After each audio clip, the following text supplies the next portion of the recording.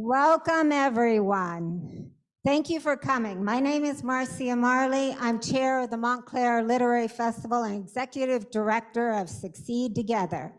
By buying your ticket tonight, you are getting a riveting and unforgettable novel and also supporting Seed Together's Montclair Literary Festival, which raises funds and awareness for the work of its parent organization, Succeed Together, a nonprofit that addresses unequal access to educational resources by providing free, high-quality enrichment and academic programs, as well as a post-high school pathway to a successful career for children in need from Montclair and Essex County, New Jersey.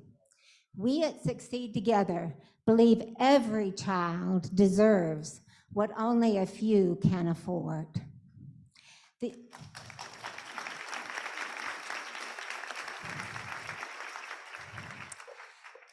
S2G Literary Festival would not be possible without our many generous sponsors, hosts, and partners. Rather than list them all, we have several boards up that list them. We are deeply grateful for your ongoing support. I also want to thank our gracious host, Temple Near to Mead. You have been a pleasure to work with.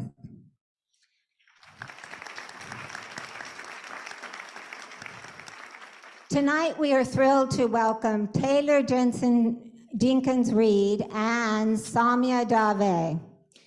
As many of you know, because you have devoured her books, Taylor is a New York Times bestselling author of at least 9 novels that explore the complex relationships among fame, love, family, female ambition, sexism, identity, and to paraphrase the writer, the difference between the myths we construct and the reality we live. As is clear from the sold-out audience tonight, Taylor's novels have been widely successful. In addition to being on the Times bestseller list, many are being adapted for a television series or movie and have been on numerous media outlet annual lists for best books. Reid's talents, I found just recently, also extend to songwriting. In her novel, Daisy Jones and the Six, about a fictional rock band, Reid wrote the lyrics for each song printed at the back of the book. She also co-wrote the screenplay with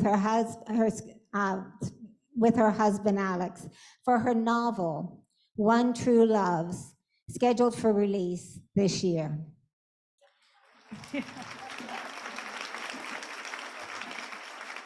The subject of tonight's discussion, Taylor's hot off the presses novel, Carrie Soto is Back, could not be more timely as we watch Serena play her last US Open.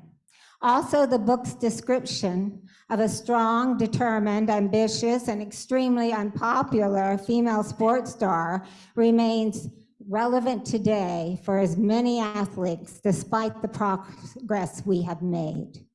We are also extremely privileged tonight to have Saumya Dave as tonight's moderator.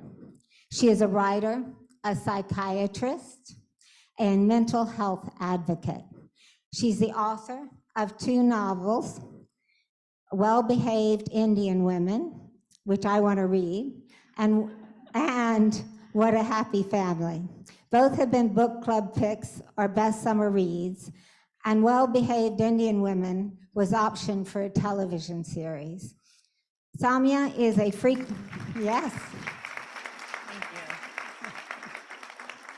Saumya is a frequent contributor to NBC News Now, discussing a variety of mental health topics. Her essays, articles, and poetry have been in the New York Times, ABC News, Refinery 29, and more. She is a practicing psychiatrist, co-founder of the mental health nonprofit This Is For Her, and an adjunct professor at Mount Sinai.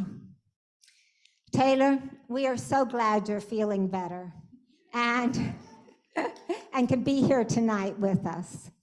Before we start, I have one request for all of you. While there will be time at the end for audience questions, please be considerate of others that are waiting to ask their questions by keeping yours extremely brief. Thank you, and just before I go, I want to point out the exits over here. There are 3 exits on the side, so turn around and find your closest to you, and 2 in the back on either side, if you look at the very back. So 3 on this side, my right side, your left, and 2 on the very back. Thank you, and I now turn it over to our 2 authors.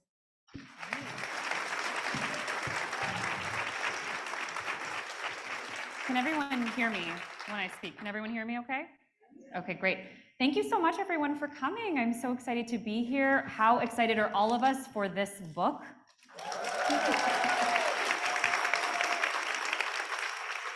How are you feeling, Taylor? I feel good. Yeah. I feel COVID-free.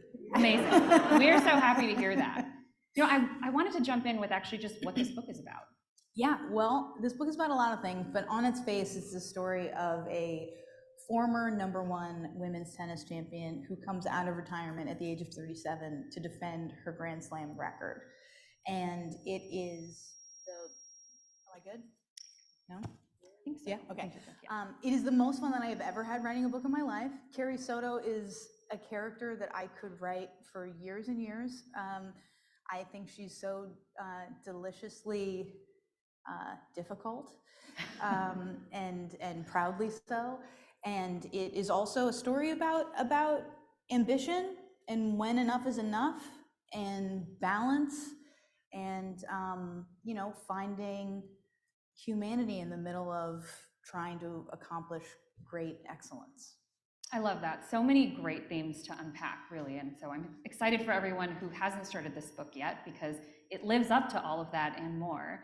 I wanted to just actually ask about the opening scene. So for people who haven't started it yet, we're seeing Carrie and she's sitting with her dad and they're watching a tennis match, and immediately there's this immersion into the story and we get this very real sense of who she is and also about, you know, what's going to unfold soon. So I was wondering, when you were writing, did you know you wanted to start it there, or was that something that changed throughout your process? I knew that I wanted to start it there. What's funny is there was a huge thing that ended up changing about that scene and really the whole book from the first draft to the second draft. But before I get into that, I knew that I wanted to check in on Carrie because Carrie is a character in Malibu Rising, which is my previous book. And when I thought about writing her story, I thought what was the most interesting about Carrie, when we meet her in Malibu Rising, she is the #1 tennis player in the world. She is incredibly fierce. She is very unstoppable.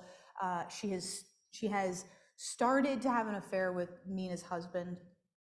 And so we're sort of meeting her at the time in which maybe she's not the most endearing to us, but she's at one of her strongest moments. And I thought, well, I want to see Carrie at one of what feels like one of her weakest moments. And I think what's interesting is I think when we meet Carrie, she's at the US Open in 1994. She's watching a woman who she had played before when she was on the circuit, named Nikki Chan, match her Grand Slam record. And I think Carrie would tell you that it's one of her weakest moments because she is watching someone match her record. And I think what was interesting to me about that moment was that I think it's one of Carrie's weaker moments because she cannot stand to see someone match her record. She doesn't even have a kernel of an understanding of the sense that she might be okay letting tennis move on without her. And so that's what was interesting to me, is let's visit Carrie then when she thinks that what she has to lose is this record. But in fact, we're seeing that she has much more potentially to lose than that. Well, I think we really get a sense of that from the start, because I found myself rooting for her from the beginning. And I have to tell you, so earlier today I was talking to my sister, and she was talking about Evelyn Hugo as if she's a mutual friend. You know, she really was. She said, you know, Evelyn would do this. Evelyn wouldn't say that. And I think that really speaks to your characters feeling so real, the worlds they're in feeling so real. And I do think one of the big reasons that is the case is because their backstories are so well thought out. And so I was wondering with Carrie's, because we will get such a great sense of her backstory, especially everyone who has yet to read. And it's so multifaceted and beautifully done. Did you have a sense of that as you were writing, or did you discover parts of her as you moved through the process? I definitely discovered parts of her. Part of what was fun about taking this on was that she's already in Malibu Rising, and I'd sort of boxed myself in, right? She already was a certain type of person, and I had to make sure that she was consistent with who she had been. So I knew certain things. But what was interesting to me was, how do you get to that level of intensity? And one of the things that I wanted to explore is, if her father is her coach, which is true of Serena Williams and the Williams sisters, but is also true of a lot of tennis players.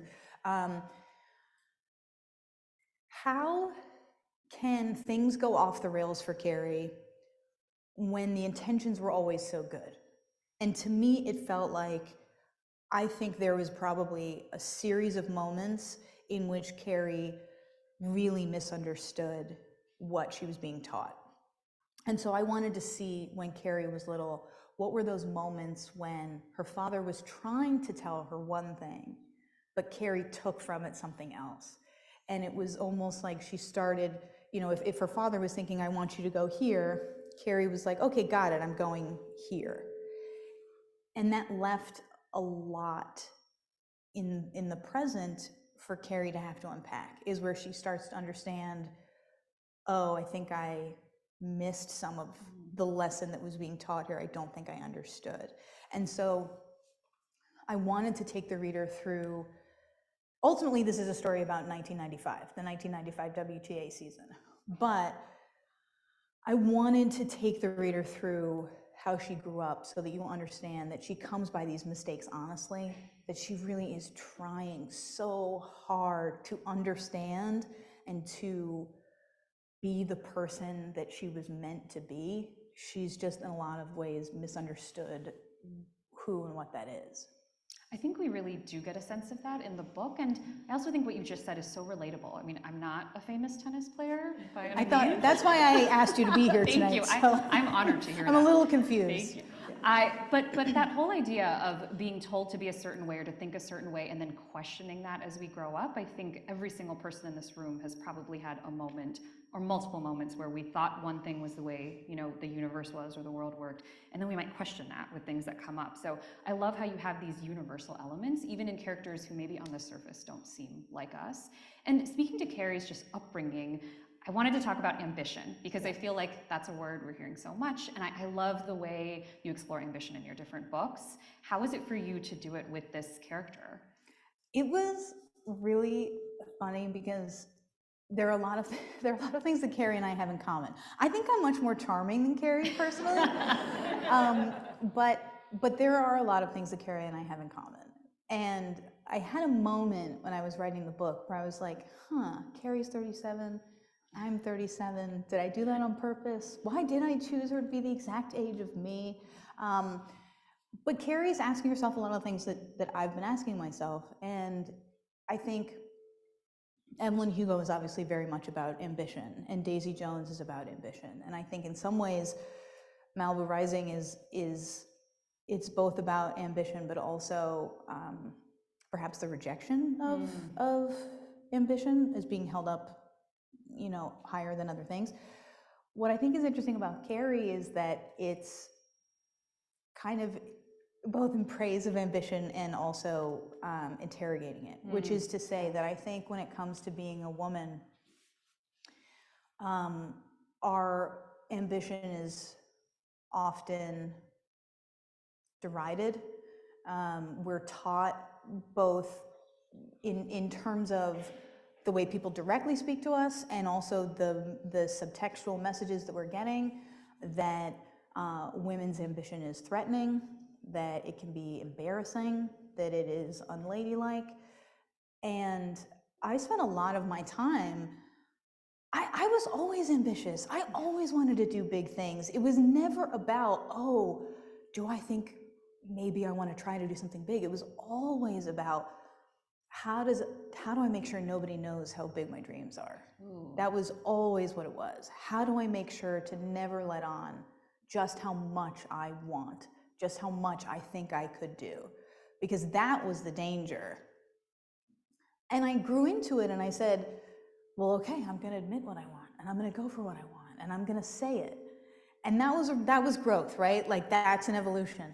But I think because as women, our ambition can be judged, it is then easy to think that once you step into your ambition, that it is an inherently good thing. Mm-hmm.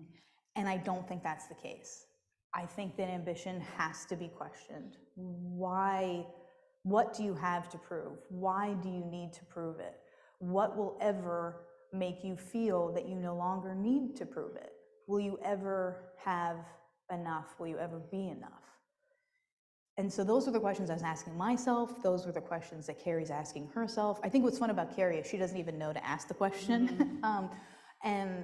And so I was able to put her a few steps behind me, I think, which makes me seem very evolved, but I'm not. And so it was really an opportunity to say, okay, female ambition makes us uncomfortable. But once you get a step past that, all ambition is inherently morally gray. And that feels like a fun space to talk about.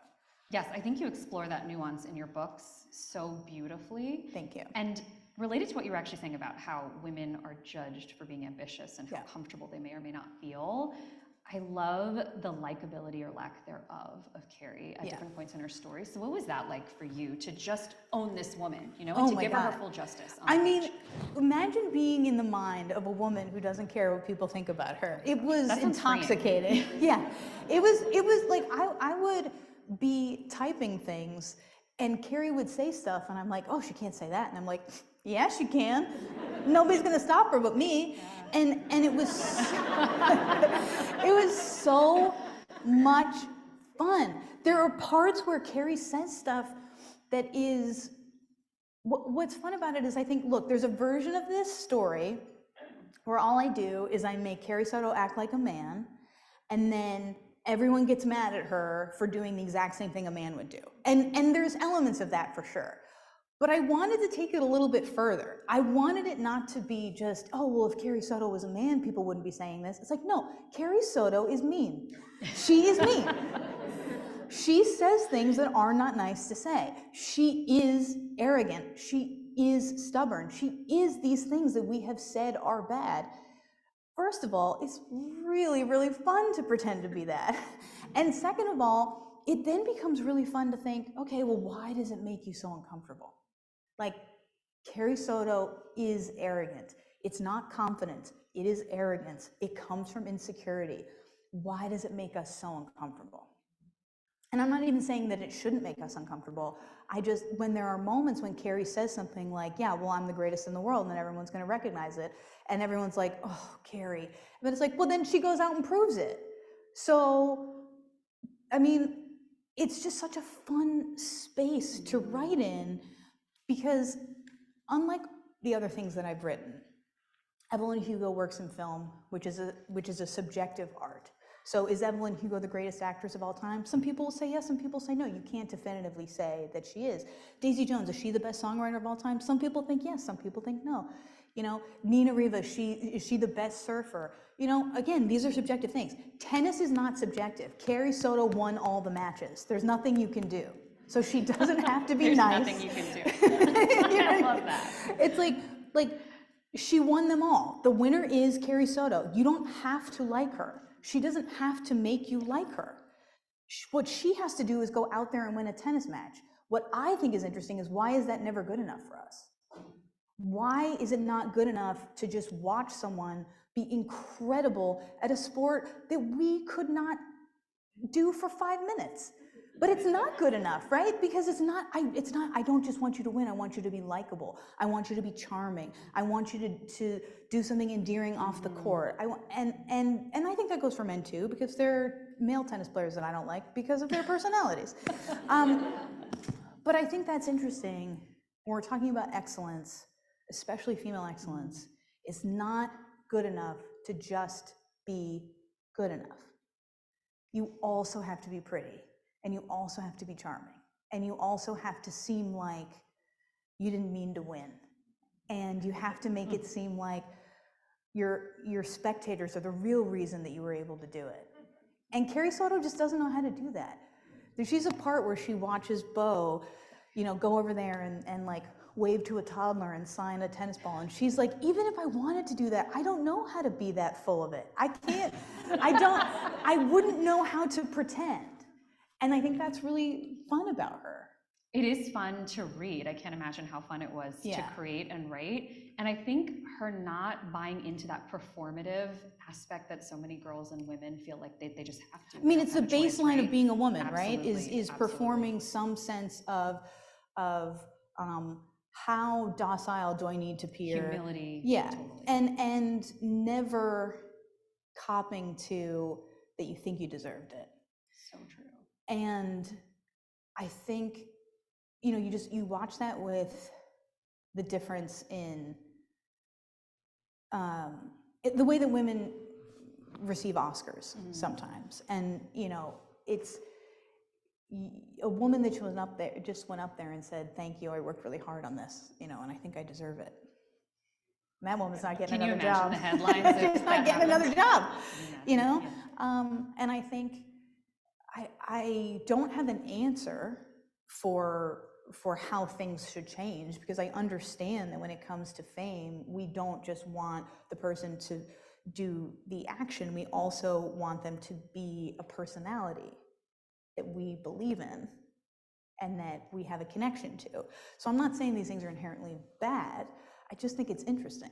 It is interesting, and we do put expectations on people we actually don't personally know. Oh, right, we do. That's all we do. And you're like, what else do we do? Like, it might be our full-time job. Yes, it might. And I think also we get really confused about what it means to love something, because I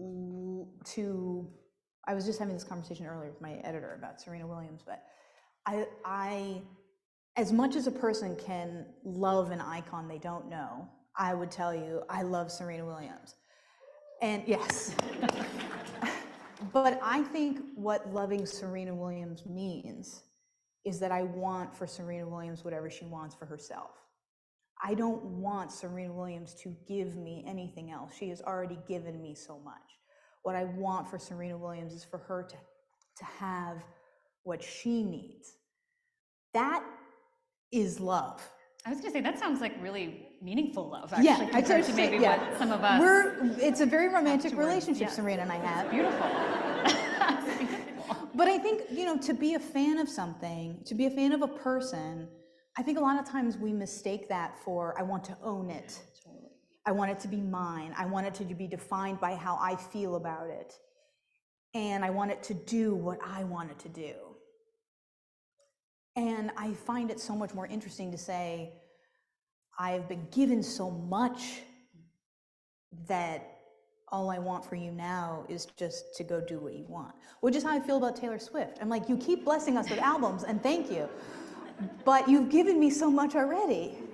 Go live your life if that's what you need to do. You are the gracious type of consumer that I think we all need to strive to become. It might take me a decade to get there, but that's going to be my next goal in life. I love how Carrie actually calls it out, though. Even when her dad says, you need to be this way, and she says, well, why? Why? And she just kind of says it so point blank that you kind of wonder, well, why? Yeah. And I love seeing that between her and her dad. How was it to explore that father-daughter relationship that's father-daughter coach? Yeah, it's complicated. Yeah. It's interesting. My father was not in my life for most of my life, but when I had my daughter, who is here tonight in the front row here with my husband,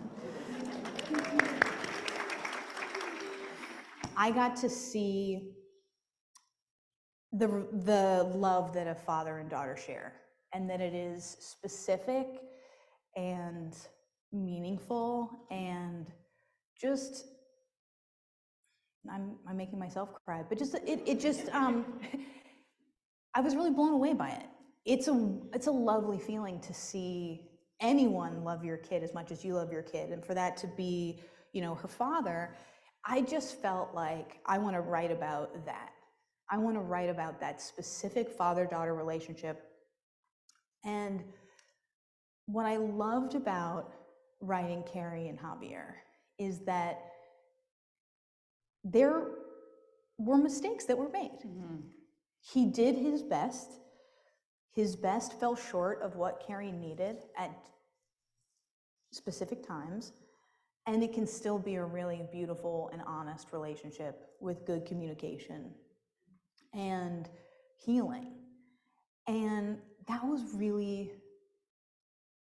it was really satisfying to put forward a parental relationship in which I'm not saying, look, he did everything right and he did everything perfectly, but at the same time, I hope you understand why he did the things he did. You understand the miscommunications that happened, and it can be complicated and sort of beautiful in its complication. And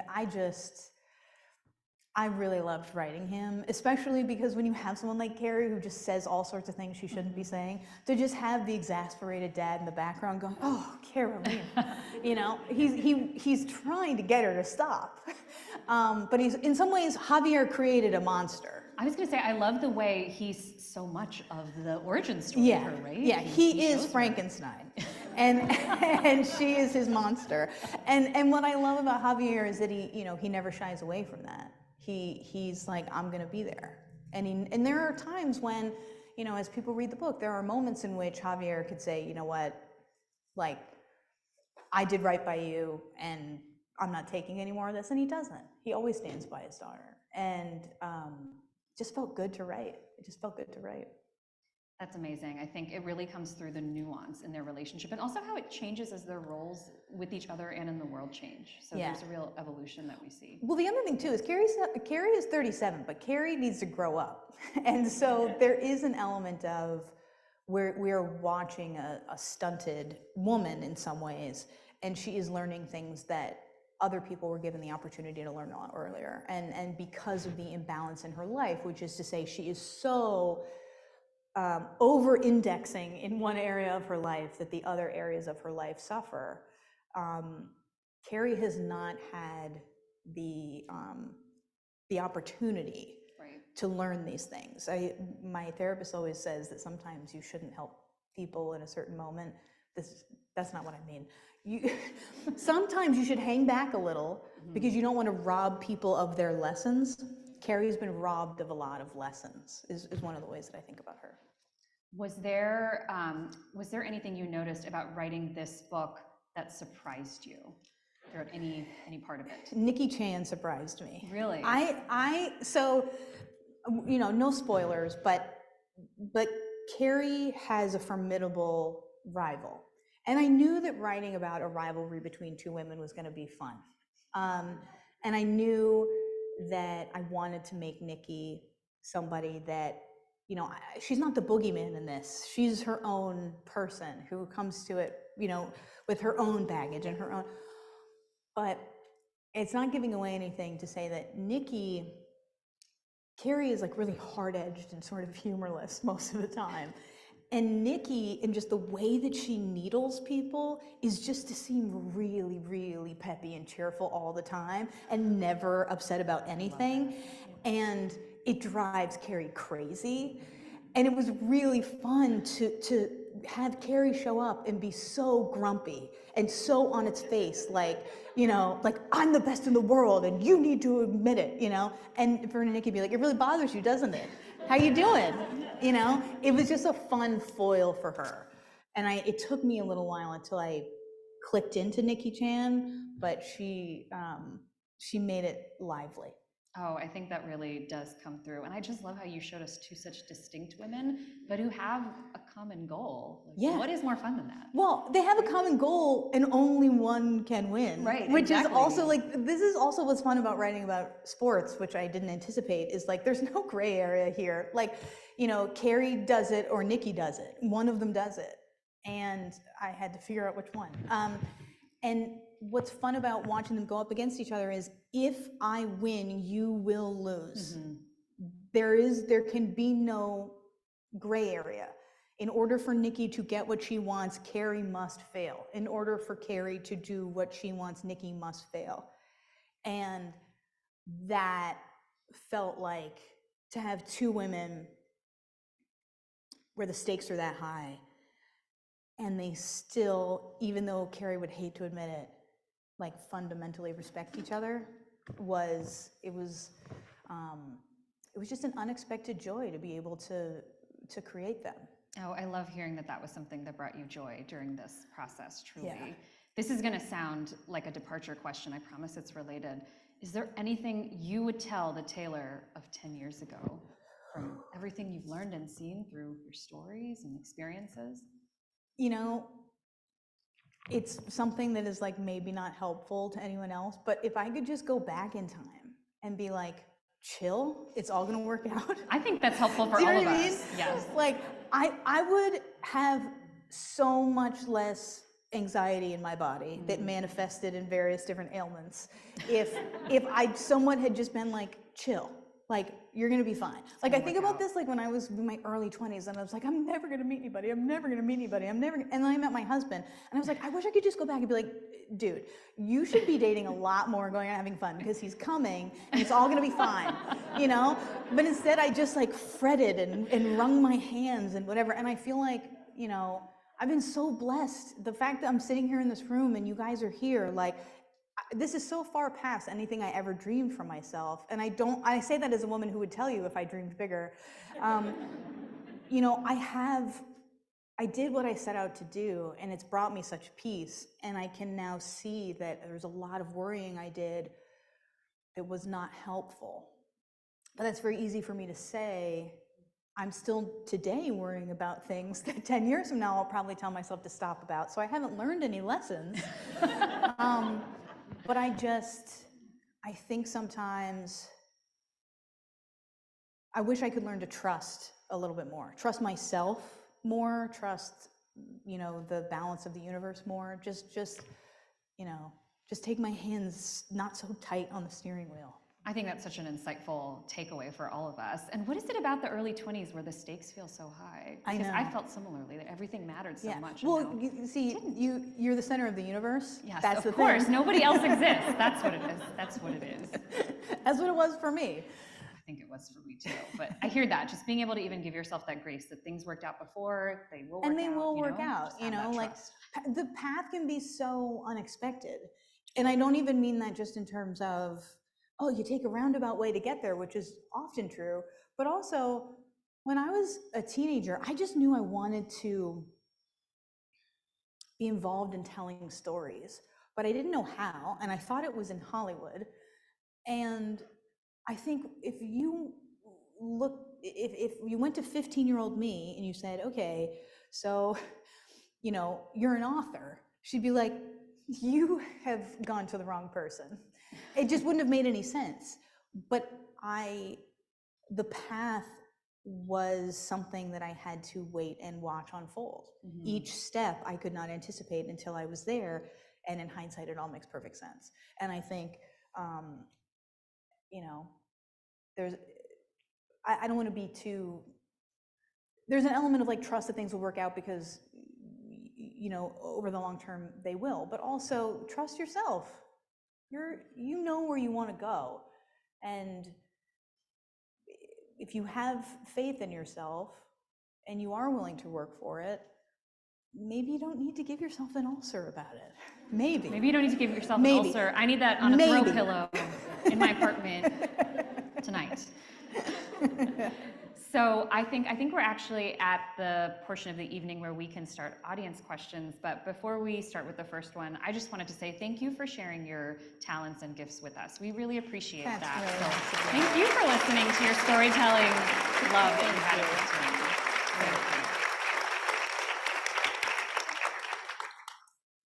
I think we're going to go by raising hands. Is that right? Yeah. Perfect. So if anybody has a question. Oh, it is on. Just want to make sure it works. Okay. The first hand I saw was right here. Yes. Yes.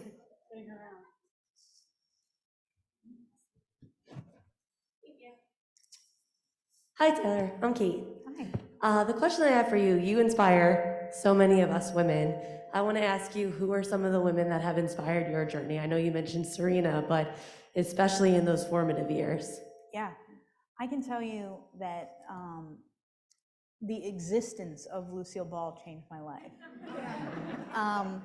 For a lot of reasons. One, I remember being, I was probably 8 or 9, and it was during the summer, and I think it was, I don't know, TV Land or something was playing I Love Lucy at like 9 to 9:30, and I didn't have anything to do.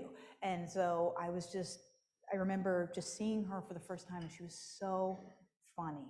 She was so funny. And it wasn't until, and I became obsessed with her, and then I became really into like, oh, what was the story behind the story? And I watched all the episodes, and my parents were like, this is weird. Like, you know, it was like 1995, and it was like, why are you watching a TV show from the 50s that we can only find on like random VHSs, you know? But I became really obsessed with her, and there were 2 things that I figured out very, very early in the grand scheme of things of my life that were life-changing for me. One, I was 15 years old before I realized that she was beautiful. And when I did, I felt in this moment like every other woman that is packaged and put forth, there's always an emphasis on how beautiful they are. And she was so talented that at 8 years old, that was completely irrelevant to me. That was not where her power was for me. She was so much more than that. And that, I think, was part of the beginning of me understanding that whatever messages were being sent about what I needed to look like, that it couldn't be the most important thing about me, because it was never the most important thing about her to me. That's number one. Number two, when she was, I think, a teenager or maybe in her early 20s, she went out to New York with her big dream, and she took acting classes, and Betty Davis was one of her classmates, and her teacher returned the check to her mother with a note that said, I don't feel right taking your money. Lucy is never going to be an actress. Wow. And that did not stop her.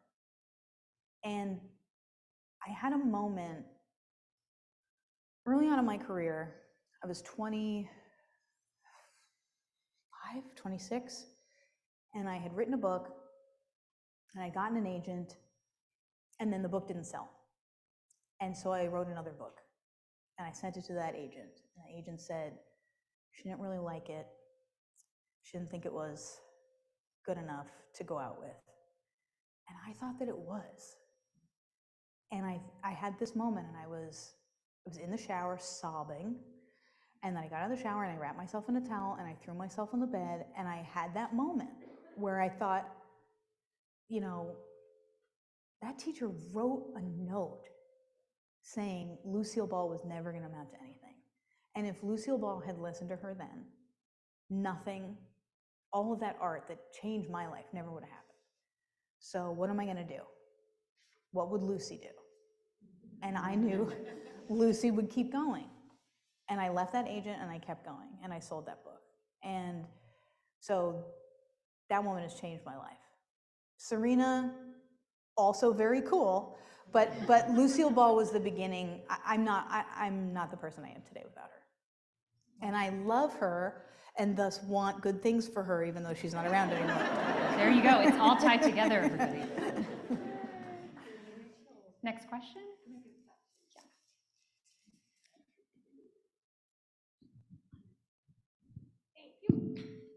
Hi.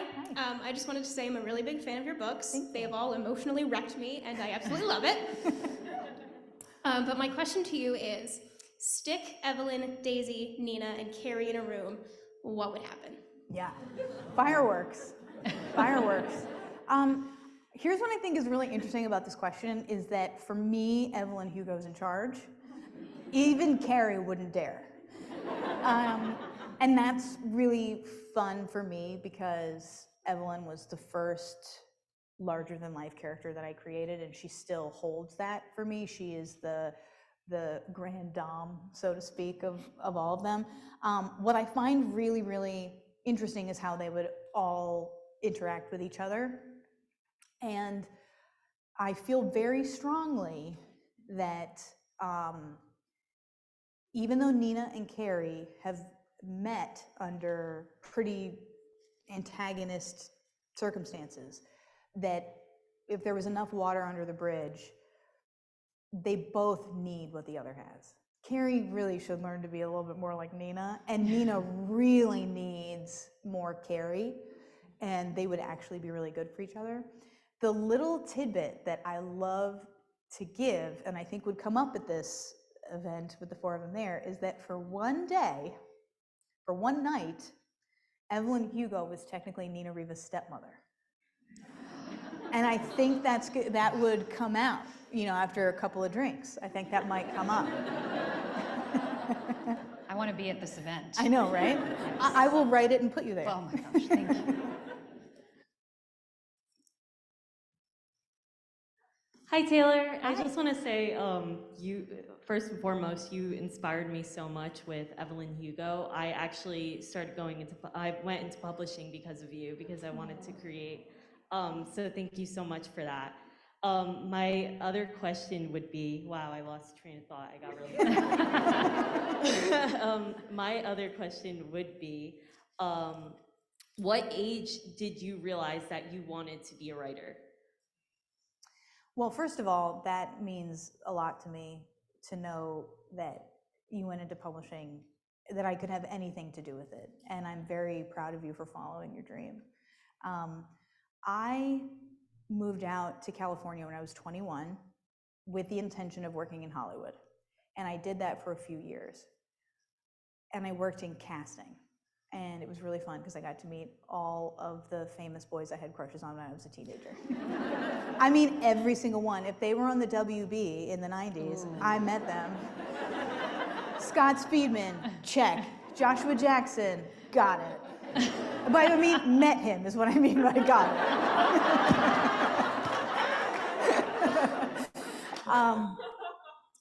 But I started writing little things on the side.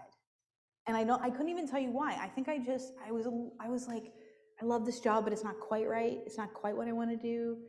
And so I started writing these little things where it would be like I got pulled over at the airport once, and they were like, "Oh, you need this new tag," and I was like, "Okay, I'll get the tag."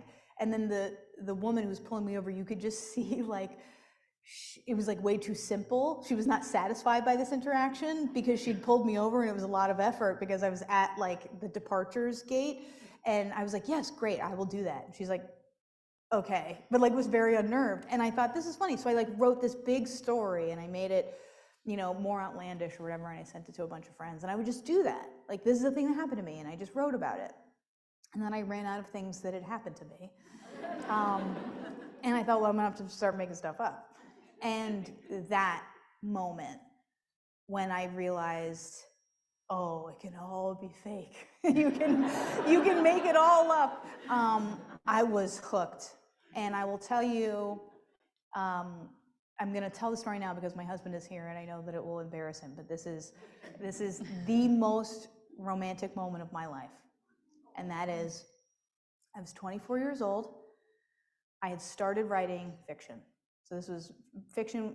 24 was when I started.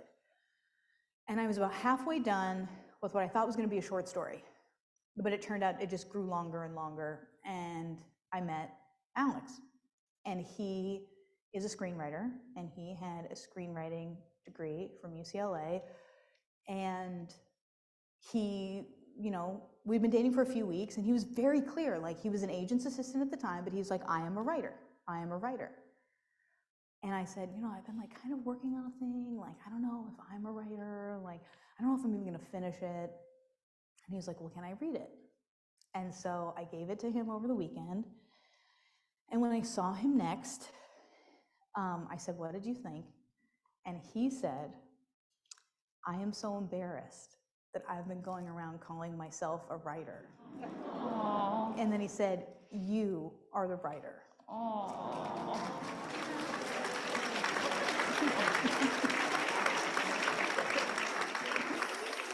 And that moment for me was, okay, I'm going to do this. I can do it. And so I was 24 years old. That's the most romantic moment of anyone's life.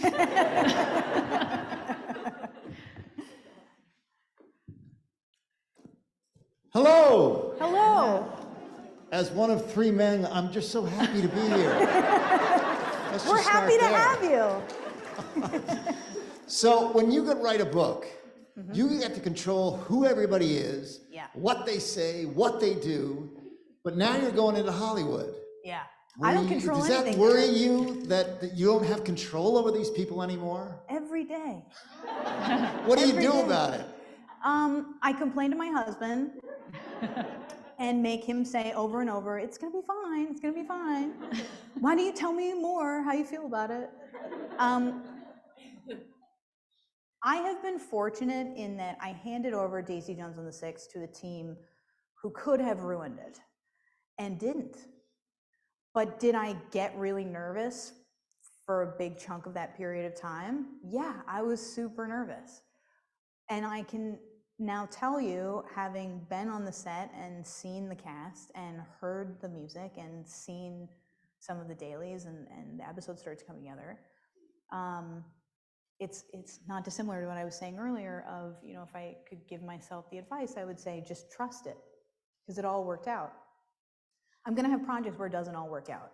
I know that. The law of averages says something's going to get messed up pretty soon. But I think it's worth, when it goes right, to take the risk to let it go wrong. So I'm trying to learn to let go a little bit.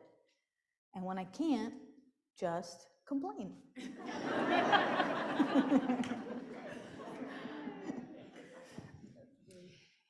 Which was the book that the agent didn't like and you got published anyway? It was my first book called Forever Interrupted, and you can go read it and decide if she was right.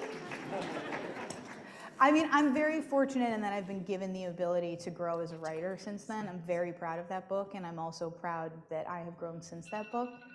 And not every writer gets the opportunity to keep trying and keep growing. And I've been really, really fortunate. So I'm very proud of Forever Interrupted, and it's a real tearjerker. So bring some tissues. Thank you. Hi. Hi. So this question comes from my experience, not as a writer, but like as an artist. Did you ever have a moment where like a friend or like family read one of your books and they were like, oh, this character is you, right? And you were like, wait, what? Every book. Yeah? Every book. I have every book people think I'm writing about me, and every book people think I'm writing about them. And I can't tell you, I've just given up. Like, I've gotten text messages like, well, obviously Sam in One True Loves is me. And I'm like, I don't know how to tell you this, but I do not think about you at all. I put a lot of myself in books that I don't realize I'm doing. Carrie Soto, I can tell you, I knew a little bit that I was. I could tell you the specific parts where I was. I made a conscious decision to say, there's a particular part in the book that Carrie is on a run in Palm Springs. And if you get to that particular part, she's talking about how she feels about her own ambition. And that was just me. I put myself in that, and I knew that I was. So I knew that I was doing a little bit. But I remember my agent read it, and she is very good at just cutting right to the core. And she was like, yeah, no, I read this and I was a little bit worried about you. How are you doing? I was like, I think I'm okay. And she's like, there's a lot of you in here, a lot of you. And I'm like, is there? And I reread it and she's totally right. And I was not well. But sometimes you don't realize how much of yourself can be in something. That being said, as a female artist, people are always going to assume that the only thing you have to work with is your inner life, that you can't possibly be talented enough to imagine something that you made up entirely. All that matters is that the art is good. All that matters is that you're saying something that people need to hear, whether it came from you or you made it up entirely. What matters is, does it say what you wanted it to say? And I try to focus on that. But yeah, sometimes people read my books and I realize they know a little bit too much about me.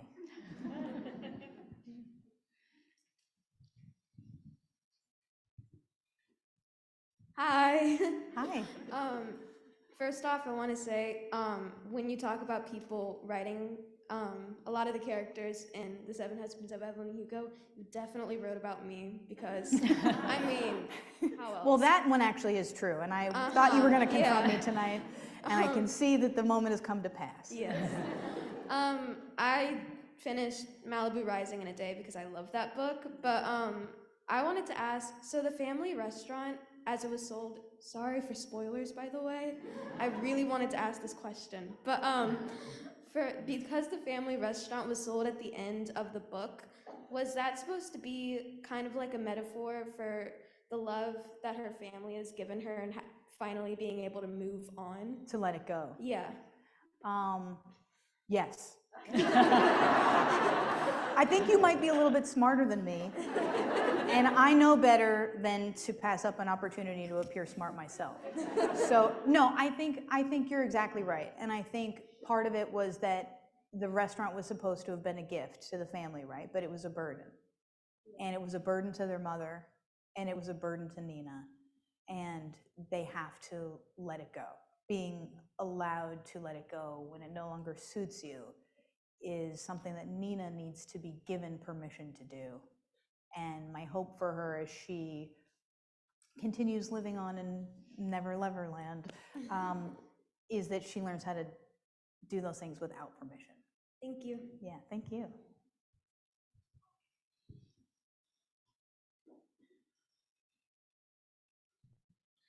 Hi, I just wanted to say I'm a huge fan, and as a huge reader and a tennis player myself since like the age of 4, I just wanted to know, how did you settle upon like tennis as the sport of your choice as opposed to a more popular sport like basketball or football or something like that? Well, basketball sucks, so. No, here's what I think is interesting about tennis and why I think it's the only sport that I could really write about. It's that it's man versus man and it's man versus self. Team sports require like cooperation and stuff, which is like not really my thing. I'm really interested in the narrative of it's one woman out there on that side of the court, and whether she does it or doesn't do it depends on the version of her that shows up today. And so tennis allowed me to do that.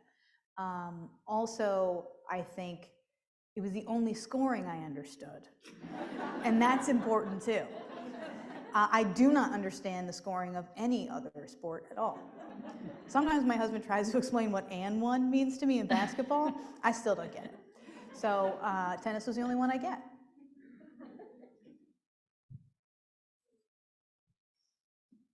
Hi, Taylor. Hi.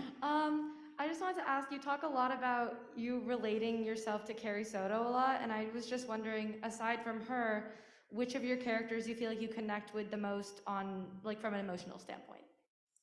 I really admire Evelyn Hugo. Clearly I understand her because she came from my brain, but she is way further down the line in the journey of understanding herself than I am. And I think I look to her at times when she has one particular line where she says, "You're so focused on doing the right thing when the smart thing is so obvious." And I must tell myself that every single day and then never do the smart thing. So I'm always trying to be a little bit more like her in the good ways and not the like very conniving mean ways. Daisy Jones and I have nothing in common except that I just think she's rad. I think it's Nina. In terms of whom I actually, I think if you split Nina and Carrie in half, you probably have me, which is to say, awfully confident and then completely self-doubting and, oh geez, could I possibly? Oh no, and one person. I'm somewhere in between the two of them, and I think that's what has been fun about writing these two books back to back is indulging two competing sides of myself. I think we may have time for a couple more questions. Hi, Taylor. Hi. Thank you for your words. I love your book so much. Question about, I love how you interweave characters. Nick, I noticed, I think in After I Do, there's like a subtle mention at the end of Nina. What made you decide to do that from book to book? I mostly did it because of laziness. In Daisy Jones, I had made up a lot of fake famous people and a lot of fake magazines and a lot of fake movies in Evelyn Hugo. And it's a lot of work to come up with fake famous people and describe them and try to incept them in your mind as real, even though I just made them up. And so when I got to Daisy Jones, I needed some fake famous people, and I knew I could do the work of creating the fake famous people, or I could just use the ones I already made up. And so it started like that. It was, oh, well, I already have a fancy magazine they could be in. Oh, I already have a tabloid magazine that I can use. Oh, I already have this famous person. And then it became an opportunity to allow the books to be in conversation with each other in a way that I hadn't anticipated. And so I started thinking, how can I tell this story? And who are the characters that I can use so that no matter what order you read these 4 books in, you're going to have a different experience. And Mick Riva became a big part of how to do that. Your opinion on him and at what point you would like to see him go to hell is dependent on which book you read first. And that's become not a puzzle, because I don't think it's that complicated, but it has become a way to layer these stories and add a little bit more texture and grit to them, depending on the order you read them in. Last question. Hi, this is a lot of pressure. Make it good. I'm Jordan. I'm such Hi. a big fan. My question was, how did you make a shift between your earlier novels, such as After I Do, into your more recent ones, such as Evelyn, Hugo, and Daisy Jones? That's a great question. Thank you. You nailed it. Thank you. I've always just written about things that interest me, but part of what it is to be a complicated, fully formed human being is that there's 1,000 different things that interest us, right? And we have 1,000 different sides to ourselves. And I think for a while I was writing about one part of myself, which is the part that loves love and always wants to see people kiss on TV. And then it just didn't occur to me that I could write anything else. It just felt like, well, obviously the greatest storyteller of all time is Nora Ephron, and we should all be trying to be her. And I still maintain that is true. But I started to realize that I could indulge these other sides of me. So suddenly the person that was really obsessed with Lucille Ball as a kid and knew everything about her marriage and everything about the difference between what the TV show looked like versus what her real life was like, I could indulge that part of me. And the part of me that has always wanted to tell a sweeping queer romance, I could indulge that part of me. And so it didn't feel like a change as much as it just felt like, one day you want cereal and the next you want a bacon, egg, and cheese. I am both. I contain multitudes. But I think now, having finished these 4 books, and I have my first 4, and now I'm at a crossroads again, knowing that I will be doing something else, going somewhere else, with my work. I can see that it probably wasn't as simple as that it probably was, I grew to a moment in which I was ready to take on something I had never done before. I wanted a challenge. And I feel that again for myself. I want a challenge. I want to go do something that nobody expects me to do, and I want to see if I can do it. And so on some level, these stories were always there. On another level, I can, being at the precipice of, I can't sugarcoat it for myself the way I normally do because I'm facing it again. And it is actually really terrifying and I don't know what I'm doing. And so I'm proud of myself that I made that change, because it's only like when you're jumping that you realize how high the crevasse underneath you is. And I'm a little bit there right now. But I know something new is coming, and I just don't know what it is, but I know it's coming.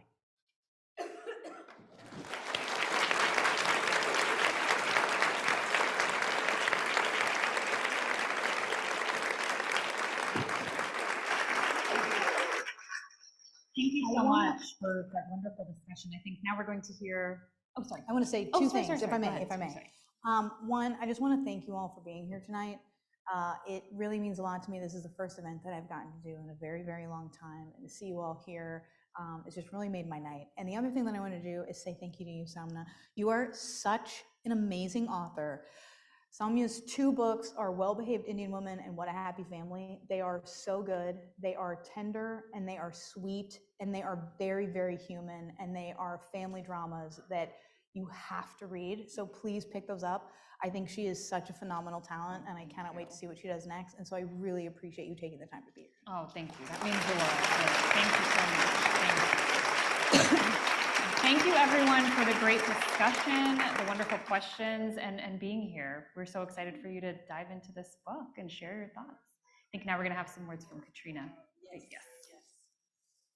Not about the mask. So I wanted to thank you both for being here, Taylor and Saumya, to hear all about Carrie Soto is back, the amazing strong women that you've written about in the past, and also all the snippets about your life and you has been fantastic. Thank you, Saumya, for coming as well. And yeah, thank you, everyone. If you could give a round of applause, thank you so much.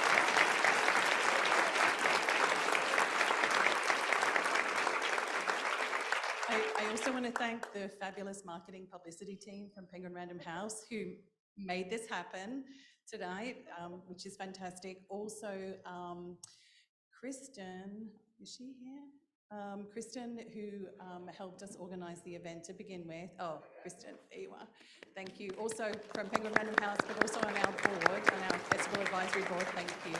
And the amazing staff here at Temple Ned to Mead who helped us put this whole thing together, quickly put up a TV so we could make sure that everybody could see and hear everybody in the back. And so thank you. And we would also like to quickly thank our sponsors, because without our sponsors, we can't hold our festival, and we couldn't put on this event tonight. I'm going to run through them. There's a few. So Rayo's Homemade, Montclair State University, Jill Williams, West of Hudson Realty, Sotheby's, Angela Kelly, Lee Hay, Margulies, and Kenneth Mayman, NJEA, June Zimmerman and Bella Schwartz, Liza Cohn and Bill Wallach. What's funny about some of these is they're not here because they're at the US Open. Anyway, I know those two are. I respect it. I respect it. Karen Wirtschafter and Kevin Buckley, Caroline Gould, who I know is here, Anne Gim, Kelly Ferguson, the Coronas Family Foundation, Miriam Chilton and Joel Durow. And we also have a number of local businesses and members of the Montclair community who also give us their support. And one final plug. We have another event coming up. We have the author of Hamnet, Maggie O'Farrell, is coming to Montclair Wednesday, October 19th. Her new book, The Marriage Portrait, is out next Tuesday. So if you buy your ticket, you can go and get your book from Watch on Books next Tuesday, and then come to the event on Wednesday, October 19th. It's a new book about Lucretia de Medici and the way she makes her way in Renaissance Italy. So That should be a good night for us too. And at the end of that, we would like to. Do you want to do the picture? Definitely, yes. Okay. I'm supposed to remind you. That's okay, I remember. Yeah, Is we're gonna do everybody the up for a picture? Yeah, right? Okay. So I don't know, I've never done this before. Sorry, one thing, I forgot to thank Lila for helping with all the book signing. My baby. Yay! My kid carried half of these books from one end to the other, like a true champion today. So thank you, Lila. I would really love to take a picture of all of us together. I'll post it on my Instagram. If you guys have books and you want to raise them up, great. If you do whatever, we're gonna get me and Saumya in here. Let's see what we can do. Take one by yourself and I'll come in for the second one. Take one with you and everyone. Well, first. okay, Yeah, and I don't, really okay, all right, okay, let me see, let's see if I can make this happen, guys. Okay.